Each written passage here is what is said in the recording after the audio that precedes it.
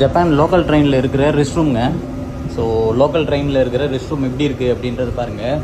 இந்த டோர் வந்து பார்த்தீங்கன்னா இப்படி நல்லா வைடு ஓப்பன் பண்ணுற மாதிரி இப்படி வச்சுருக்காங்க.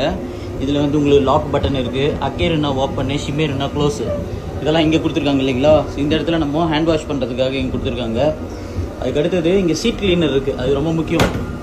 இது வந்து பார்த்தீங்கன்னா வெட் டிஷ்யூ மாதிரி, இந்த மாதிரி நல்ல வெட் டிஷ்யூ இதை போட்டு வந்து நம்ம சீட்டை க்ளீன் பண்ணிக்கலாம். சீட் க்ளீன் பண்ணுறதுக்கு நம்மளுக்கு சூப்பராக கொடுத்துருக்காங்க. அதுக்கு அடுத்தது இங்கே வந்து டிஷ்யூ பேப்பர் தான். SOS பட்டன் வந்து பார்த்தீங்கன்னா கீழே விழுந்துட்டாலும் நம்ம இந்த SOS வந்து ப்ரெஸ் பண்ணலாம். இங்கே உட்காந்துக்கிட்டே கூட இந்த SOS வந்து ப்ரெஸ் பண்ணலாம்.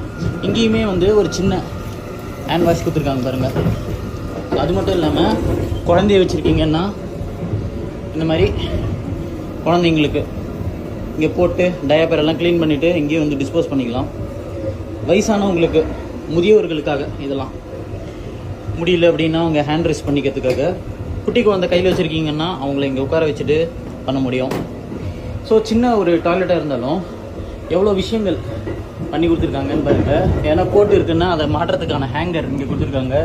எதனா நம்ம லக்கேஜ் வச்சுருக்கோன்னா அதை வந்து இங்கே வைக்கலாம். சரி வாங்க கிளம்புவோம் வெளில.